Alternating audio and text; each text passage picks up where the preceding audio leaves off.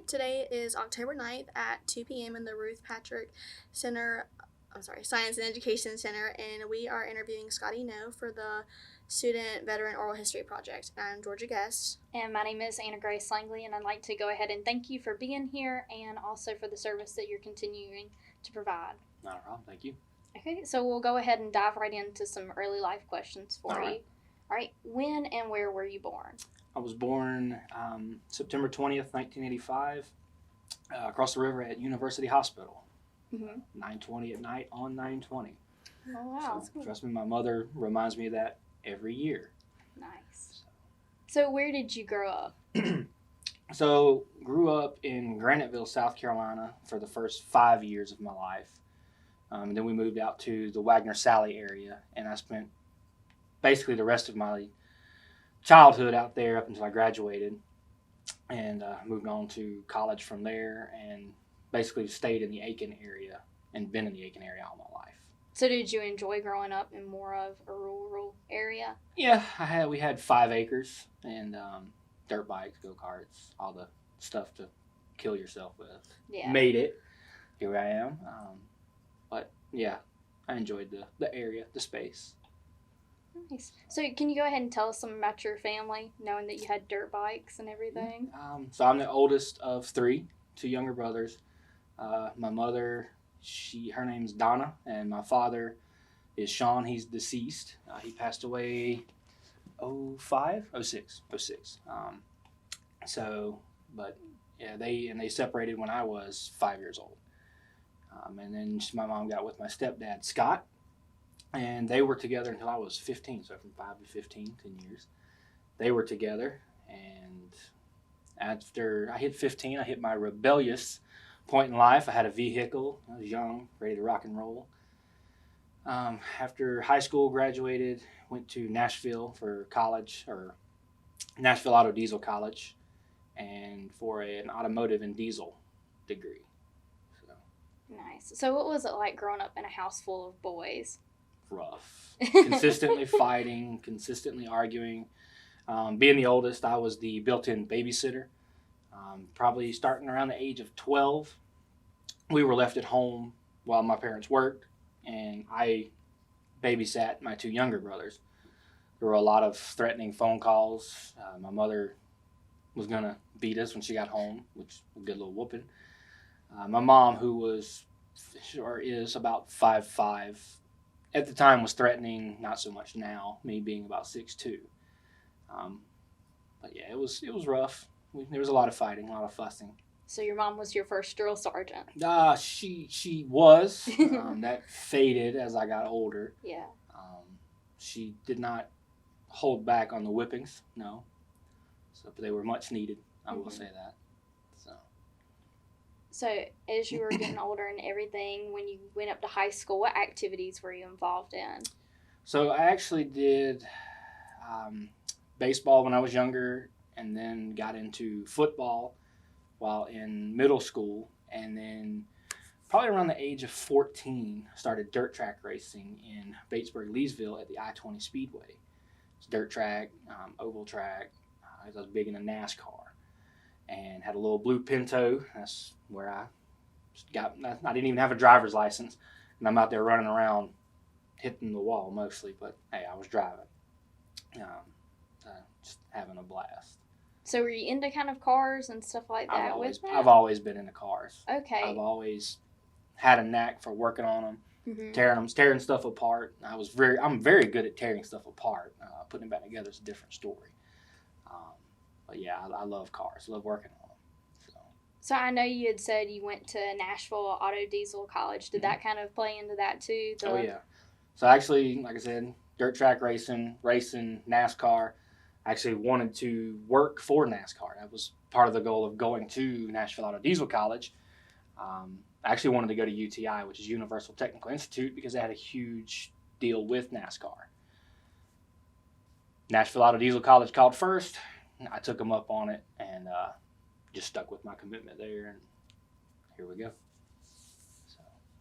Okay, so now we're going to get into like your military service, and I just wanted to ask, like, how old were you when you enlisted in the Coast Guard? I was 22. 22 years old.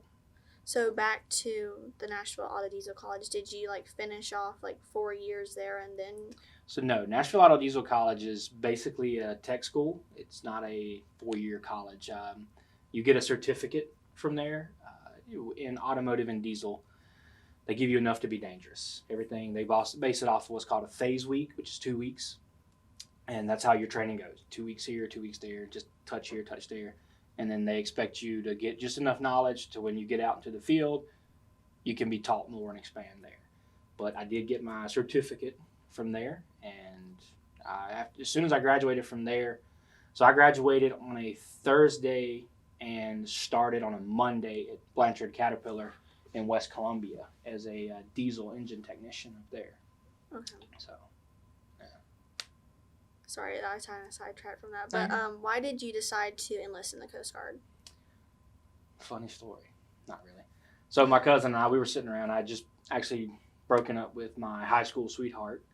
We're sitting around the house, him and his wife, and he's like, let's go join the Coast Guard. I was like, all right, sure, whatever. I thought he was joking, but 2 days later, we're in a recruiter's office in Columbia, signing the paperwork. And, well, that's October 16th will be 12 years ago. Wow. So. What did your family and friends have to say about that? I didn't give them much say. Nobody really knew about it until after it was done. Like, I couldn't get out of it. My mom did come to MEPS, basically, where they do the last little deal, you swear in. She did come up and see that, but she's the only one who came. My dad was already deceased. Nobody else really knew about it until it was last minute. So where did you go for like your first basic training? Basic training for the Coast Guard is in Cape May, New Jersey. I went up there in October and graduated boot camp December 7th, Pearl Harbor Day. And it was snowing. Fortunately, we were far enough in our boot camp career. We didn't have to shovel the snow, but all the new recruits coming in, they were shoveling snow. We just had to march around them. So. How would you describe your basic training experience? Horrible. Actually, so it's an 8-week experience of training. Night one, I think we arrived at 10 p.m. And we left Columbia, South Carolina at 9:30 in the morning. We flew out, had to take a bus, and got to Cape May, New Jersey. And it's just like if you see it in the movies, you see a video, YouTube video, whatever. Everybody's sitting on the bus. They're getting hyped up, but when they get there, the silence falls, the hush falls. Because as they pull up, you see the drill sergeants all standing on the steps. And everybody's like, oh, crap, here we go. And this one, it's played out very well because the bus, the way it's done, they pull in, but they pass everything. And then they back up, and they pull forward again. So they kind of play with you. They're really amping you up. Then the drill sergeant jumps on, and it's the mayhem starts. You jump off, they're throwing your stuff. You've got 2 little feet print you got to stand on. It's all organized, and it goes from there. It's a horrible but exciting experience. 8 weeks, like I said. I got sick week 3, and I stayed sick until graduation. A week after I got home, I went to the doctor, and they're like, oh, you got bronchitis. You need some medicine here. So I had to actually take another week off from work and from Blanchard. So what was like going through your head when like you were pulling up to like the basic training? What did I do? What is fixing to happen? What's next? Why did I do this? And you start screaming, mama. What was your drill instructor like? So for the first 7 weeks, they're for the first probably 4.5, 5 weeks, they're in your face. They're rough, tough, hardcore. You don't know me. You don't address me. Basically, you don't look at me. But as you wane on towards week 6 and 7, they start relaxing. And actually, your final week in there, you're actually talking face to face, getting to know them, getting their life experience in the Coast Guard. I actually had a guy, his name was BM1 Ruane. He's a first-class petty officer, which that's a pretty good rank for an enlisted side. And you got to talk to him, some of his experiences, and he explained them, and just some of the stuff he's seen, some of the stuff he's done, because of the nature of what we do, between the law enforcement side, the search and rescue side, drug enforcement, interdiction, immigration, all the stuff that we do on our side. So there's some rough stuff, because I come from being a little country boy, diesel mechanic, boot wearing, wrench turning. That's all I was doing, to a whole new chapter of my life. Gonna go learn law enforcement and save people. Throughout those, like you said, 8 weeks, what was the hardest part?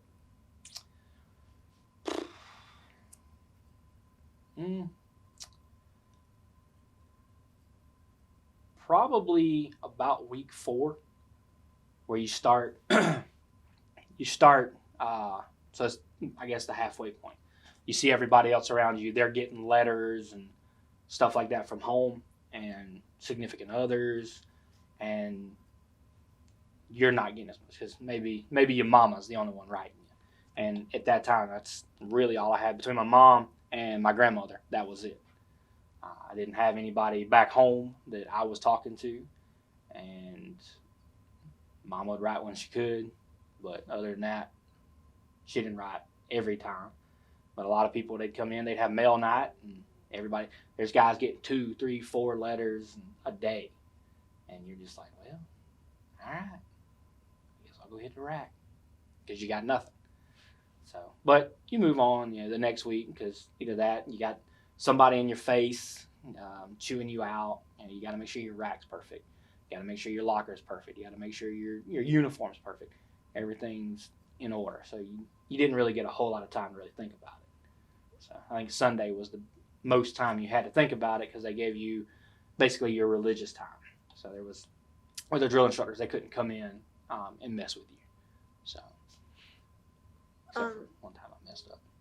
Did you get any time to call anybody, or was it just letters? So calling wise, no. Well, we did get one time. I was up there for Thanksgiving, and on Thanksgiving they actually allowed us to go out. We were basically adopted from a local family there. It was huge, being close to a base like that, especially the training facility, huge Coast Guard community. You got adopted out to families. They gave your name out, and this family, hey, yeah, I'll take so and so. I'll take X amount of people. So while you're there, you're allowed to go out and purchase a calling card and go call whoever. So I called back home. I talked to my grandmother and my mother, and that was it. So. Okay, so do you have any stories from basic training that you would like to share, good or bad? Stories. I'm sure there are quite a few. Mostly getting smoked the whole time. Somebody doesn't answer up. I think one guy called. So basically, the first 3 weeks, you're not addressing them as what we call petty officers. Petty Officer Wayne, Petty Officer Garcia. It's just I, sir or ma'am. We had a male, which would have been sir, but somebody popped off and called him a ma'am. They didn't want to admit who they were, so we all went outside for 15 minutes and got smoked. And that's where you're doing push-ups, sit-ups, running in place. You're doing planks, 6 inches, whatever they can think of to wear you out. It comes to a point where you got people saying, it was me, I did it. But nah, it wasn't you. And they keep going.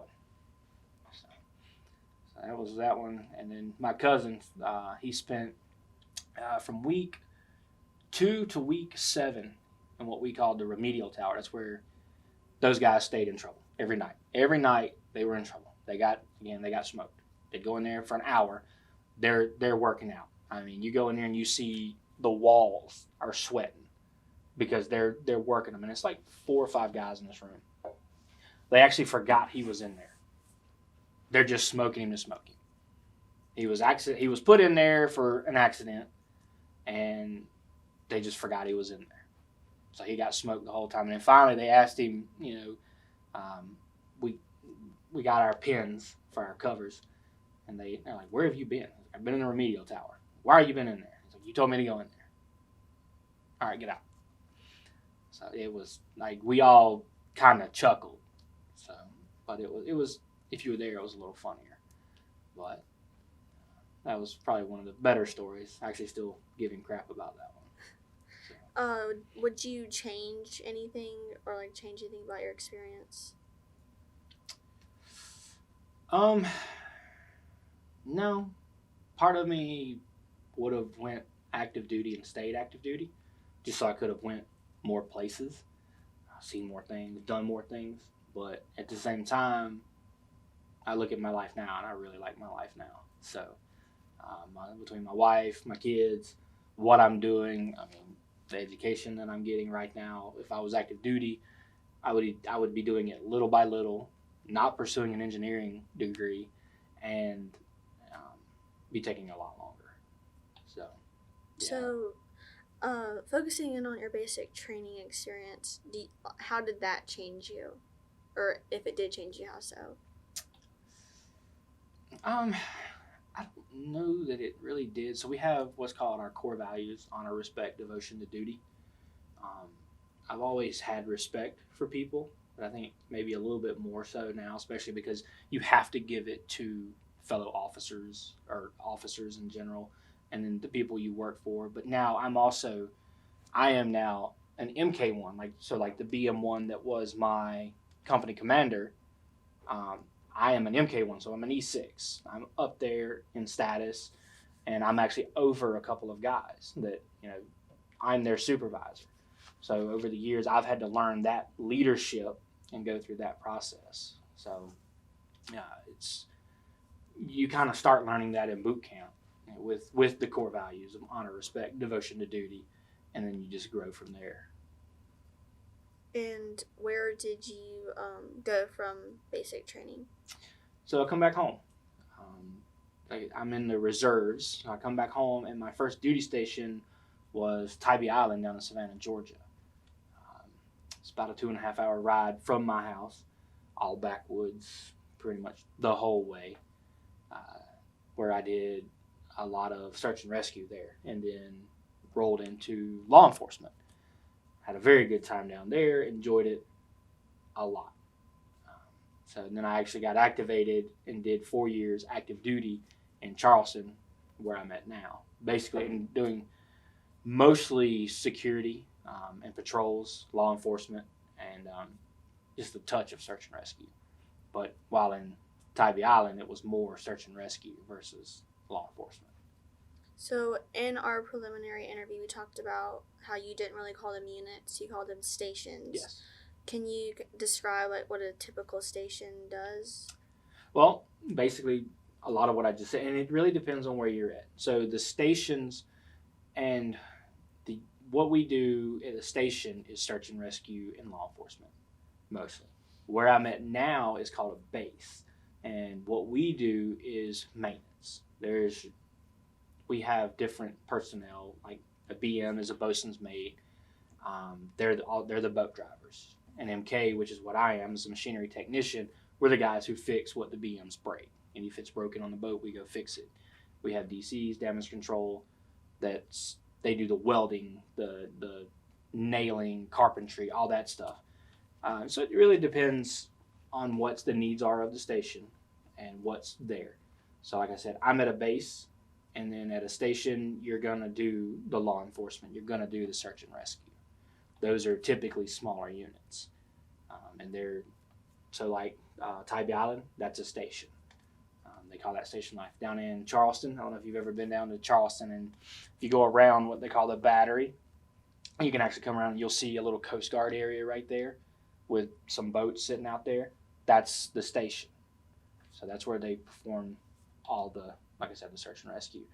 But again, where I'm at, I don't get on boats. I haven't been on a boat and actually doing anything other than maintenance to it, working on it, fixing it since 2014. So everything I've been doing now has just been, hey, it's broke, go fix it. Okay.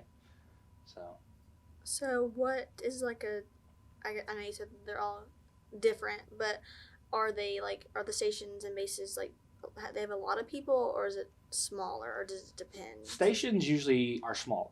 Bases can be very large. Bases can be comprised of multiple different personnel groups.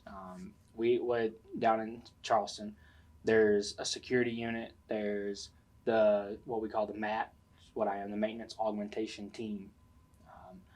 We're the guys that fix the stuff. And then there's also what we call the Seahawk building. They do all the security. That's a larger station. There's also groups up in D.C., Topeka, Kansas, of all places. That's where our pay and personnel group are. So there's Coast Guard in Topeka, Kansas.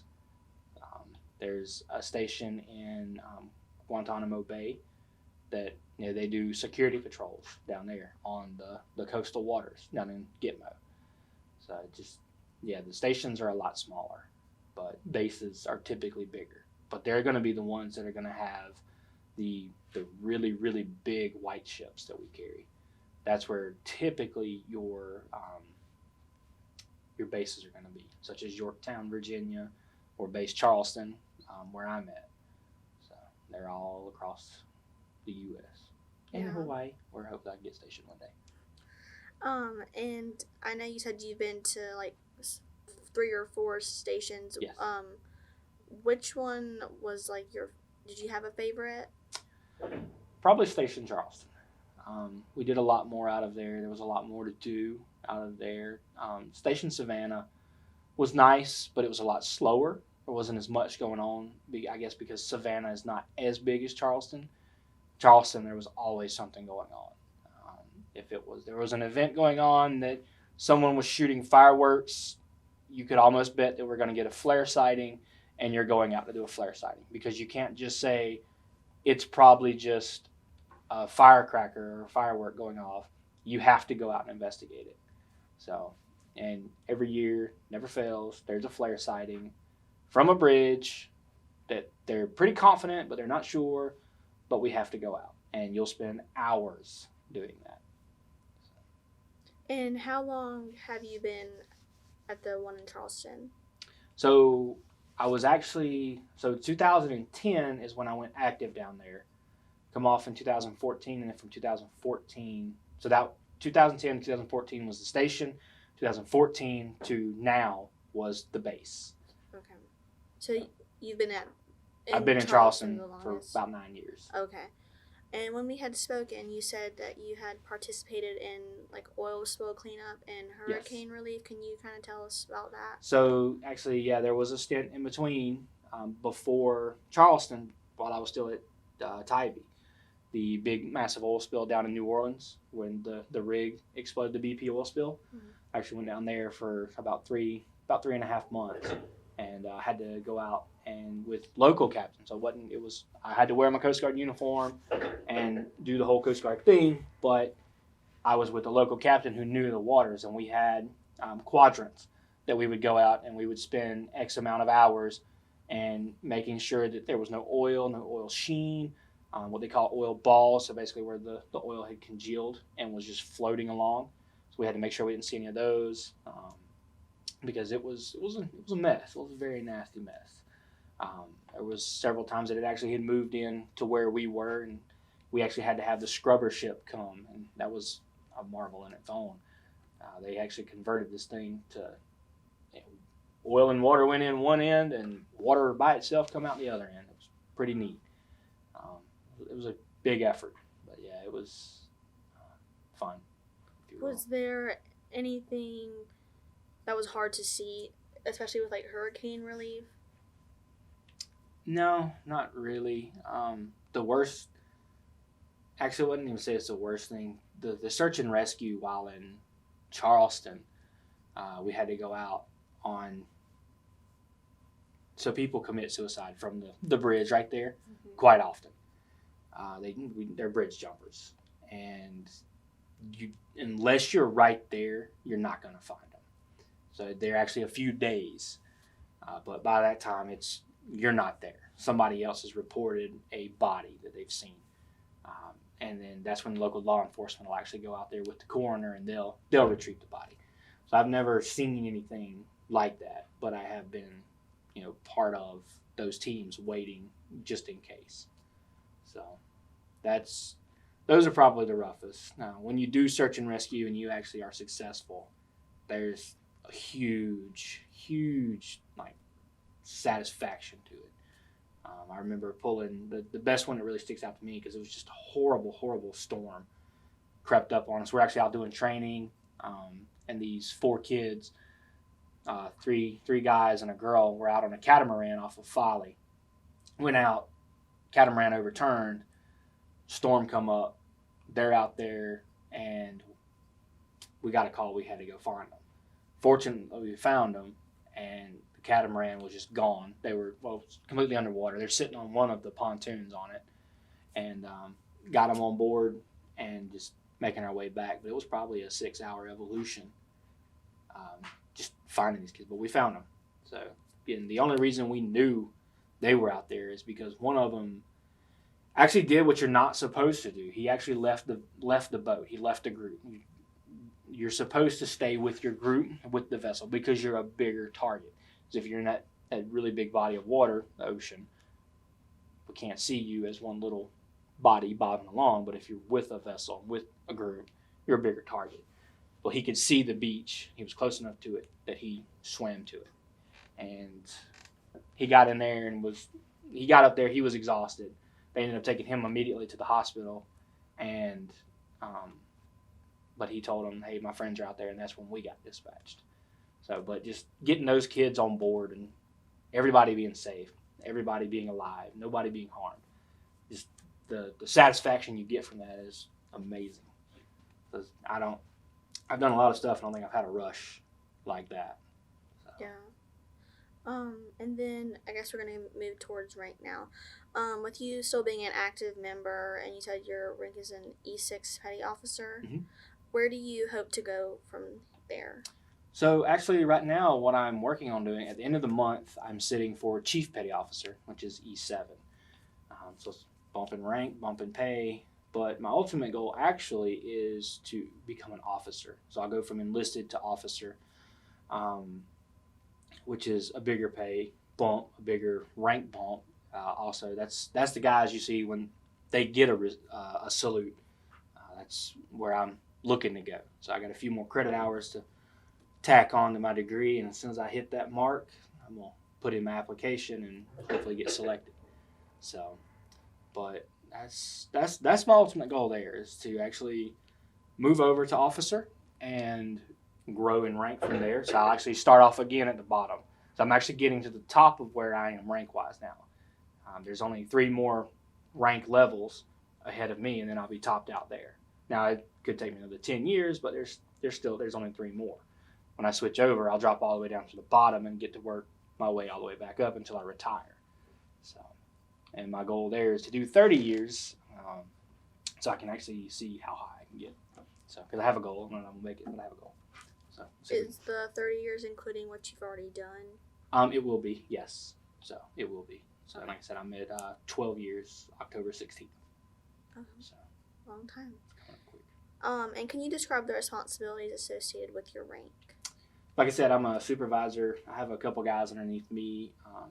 Make sure what I do each month is I make sure I line up that we have maintenance and work to do. So when we come in, I don't have guys sitting around twiddling their thumbs. But I'm also training. I teach these guys because with us being reservists, not everybody knows what they're doing. Not everybody's a mechanic. We don't all have the same amount of training. I'm fortunate enough that with my rate, I can come in, I know what I'm doing. A lot of these guys that come in, they're machinery technicians or MKs, but they don't even know what a wrench is. Some of these guys, I have to start over from the basics and be like, okay, this is what this is, lay it out, and then start from there. I've basically lay it out for guys, show them what to do, and I essentially at this point in my career, I supervise. If they need something, I try to help them out. I've actually tried working while my guys were working, and it just doesn't work out because it's like, hey, MK1, can't do anything. Come on, man. But so now I just walk around, I supervise them, I give them a hand whenever they need it. I show them what needs to be done. That way, eventually, I can work on stuff without showing them what to do, and they can show other people what to do without me being there. So because there are months that I'm not there, especially like if we have an exam coming up, or I know, Monday after drill weekend I have an exam, I'm rescheduling my drill.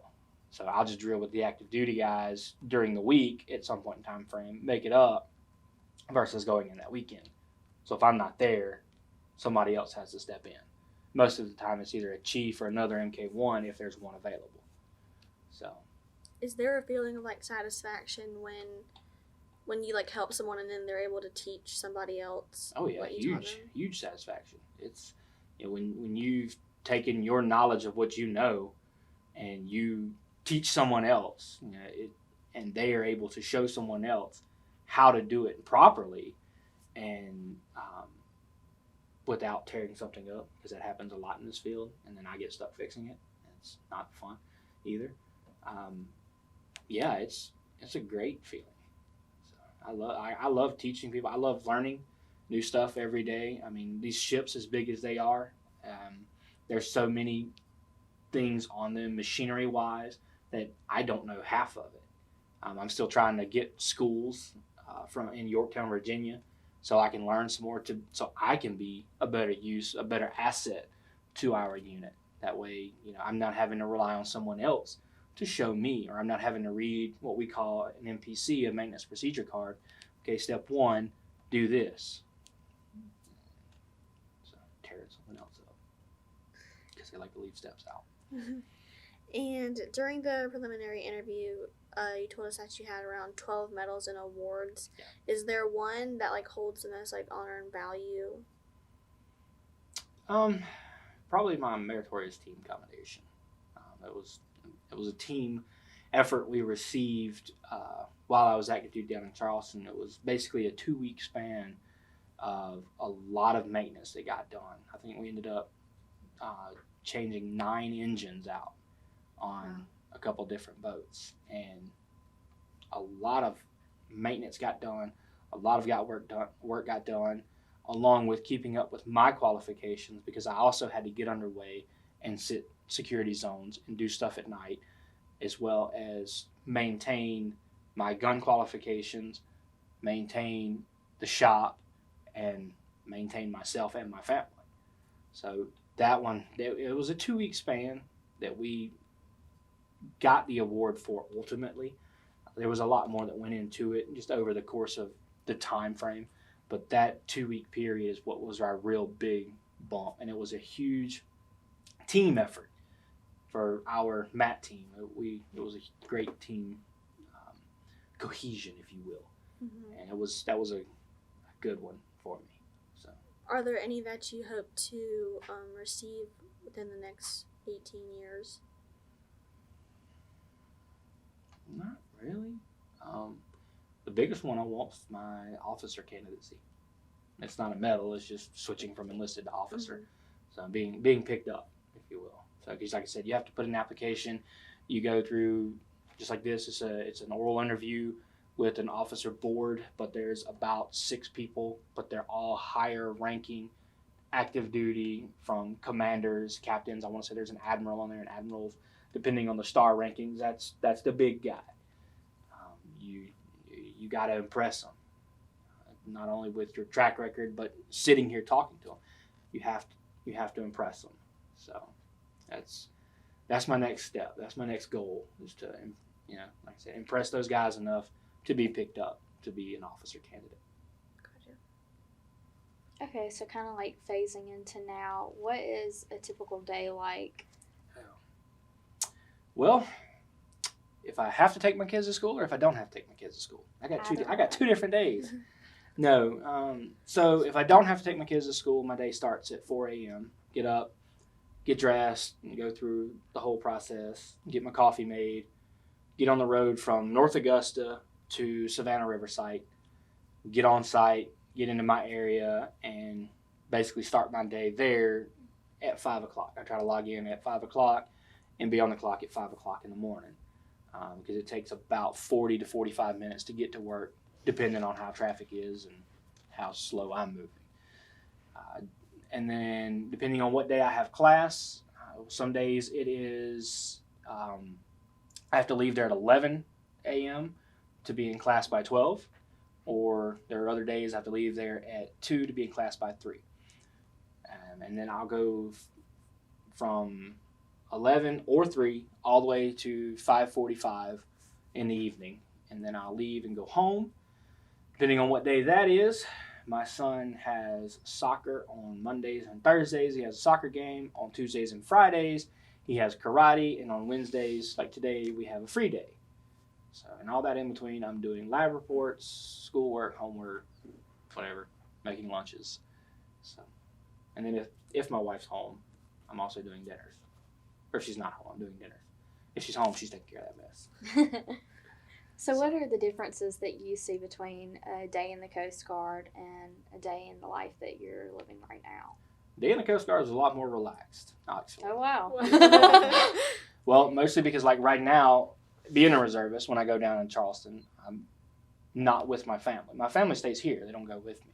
I go down there by myself. So I don't, all the responsibilities that I have here, I don't have to be at my unit until 6 o'clock in the morning.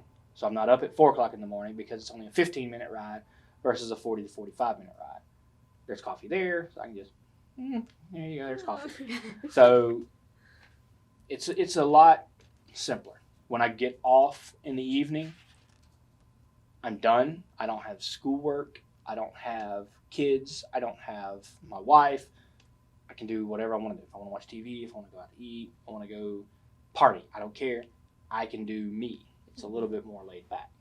So, like I said, if I got something big coming up, odds are I'm not going to drill. I'm going to move my drill and go at a later date. But if there's nothing coming up, I just go to drill. Try to tough it up. Yeah. So, when did you exactly decide to come back to college? August 2017. That was when I made the ultimate jump. Actually, no, it was before that. It was in 2016 because I was taking classes at Aiken Tech, one by one. But I was coming out of pocket for that.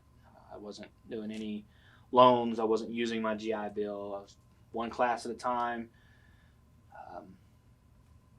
I started with my maths because I knew I wanted to go engineering and I knew I was going to need math. They made me take the math placement test. I was like, just put me in the bottom feeder math, and I'll start there. And they're like, no, you have to take it. And I'm like, well, I'm going to waste your time, but okay. I took it, and of course, they're like, oh, well, you need to be an 032 remedial. I was like, hey, look at there. I told you. But, so yeah, I started in 032 remedial, worked my way up from there, and finished Calc 4 over the summer, and here I am. So are the teaching techniques that the professors use different than what your drill sergeants might have used? Oh, yeah. How so? Much different. No, they're not yelling and screaming. You don't have to worry about if you get something wrong or you answer incorrectly. You don't have to worry about getting in trouble. It's like, I don't know. You feel more like a dummy than having to worry about getting in trouble. Okay. So do your professors and like your peers know that you're in the Coast Guard? Some of them do. Well, so now that I'm in basically my engineering classes, they know me. They know who I am. They know more of my backstory. Yes, they know. A lot of them know now, especially the first couple years or semesters. You're introducing yourself day one, like, "Hi, I'm Scotty. Blah blah blah. Coast Guard, wife, kids, the whole 9 yards." So yeah. So do you feel like you're treated differently because of that? I think the only reason I get treated maybe any differently is because of my age. I'm the one of the older guys in my class. I'm probably the second oldest, next to another guy that's in my engineering group that actually also works at the site with me, and he and I are pretty close. He's 36 years old, and I'm 34. So how are the students different than like a person that you would have been in basic training with? How are they different? Yeah. It depends on the student. Some of them aren't. Some of them are, what I would see. Some of them are different in the fact that you kind of wonder about the structure of themselves. When you see people come in, hair all a mess, first thing, or consistently late to class. I had one semester where there was a kid that was consistently late. And when I say consistently late, I don't mean 5 and 10 minutes. I mean 30 and 40 minutes in a 50-minute class. Now, I don't know how he fared in the class. I'm going to assume he passed. because I've seen him in other classes that are higher up, but that also wasn't a prereq for any other class. Mm-hmm. So, but at the same time, I have to wonder because being late isn't tolerated in that aspect. So, some differences, some not, some what I would expect. So do you think that your military service should count as college credit? Well, some of it does. Depends on what you want to go for. But like my engineering degree, there's nothing that I do there that's going to count. There's no math, no structure, no civil, no mechanical that it's really going to count. There's mechanical stuff that I do, but it's not on the grade scale of what I would do for mechanical engineering. But if I wanted to do exercise, science, sports major, something like that, some of those credits would count. But it would really depend on what you were doing, that whether or not they should count. Mm-hmm. I think it would be your decision of your what do we call them? What do you do? Your major, that thing. That your choice if it's going to count or not. So basically, your life experience has to count for something, I guess. So. Kind of backtracking, I know that I had asked you if your professors and peers knew that you were involved in the Coast Guard, and you said that they did, and there wasn't much of a change in how they perceived you or anything. But, like, in general, do you think society treats our people that are providing their service to the military well? For the sample size that I see here, and speaking for me, yes. I have not been subjected to any neglect or anger, violence, F you, screw you, nobody flipping me the middle finger. I get if I show my card somewhere, maybe a discount. Like, oh, thank you for your service. Just like when I greeted you two, thank you for your service. I know there are people out there that don't like the military. So be it. That's their choice, whatever. There's a lot of things I don't like. I don't voice my opinion about all of them, but some of them I do. But as far as getting treated, I guess, badly, I haven't. I think for me personally, I'm treated well. Mm-hmm. So yes. So I know you said super busy, 4 a.m. until after children, soccer, Some point karate. in the evening, yeah. Yeah, some point in the evening. What do you possibly do with your free time? So we just made free time this past weekend actually to go to Universal Studios. Had a blast. If you get the chance to go to Halloween Horror Nights, do it. Phenomenal. I won't cuss on TV. It's phenomenal. Definitely do the horror, the haunted houses. Mm-hmm. Definitely, especially Universal Monsters. So make time for that. Most of the time on my free time, I try to take Saturday for myself. Huge college football junkie, huge Carolina Gamecocks fan. So there you go. So if we can go to a game, I go to the game, or I'm watching the game. My cousin, he's a huge Clemson fan, so we get together. If he's not at work or if he's not at a game, we're together, and he's got his huge TV, and he's got the Clemson game going on, and I've got my 50-inch, which is TV dwarfs my 50-inch, and I've got that set up, and I've got a Carolina game going. Or if they're not playing at the same time, there's a football game going. So Saturdays is football Saturdays. It's football in South Carolina. Agree. Yeah. So 5 years from now, where do you see yourself? 5 years from now, graduated hopefully. Working out at the site, hopefully making pretty good money. My goal is, my ultimate goal in 5 years is $100,000. That's my goal. I know money isn't life, but it makes a pretty good one if you got enough of it, right? So making a good salary, taking care of my family, still in North Augusta, especially since we just bought the house. So got to still be there for a few more years. And hopefully, advancing in my career. It's what I'm going to school for, is to become a mechanical engineer, but not just to get there and be done, but get there and grow. Just like in my Coast Guard career and anything else that I do, anything in my life, you get there and you grow. You don't get it and stop. You get there and you progress. So there's no end, if you will. Mm-hmm. Not till you retire and you get to go fishing. So now we're just kind of do like a reflection. Overall, was your military service like a positive or negative? It's a positive, very much so positive. Actually, when my wife and I got together, I had just got out of boot camp. And I got out in December, and we got together in January.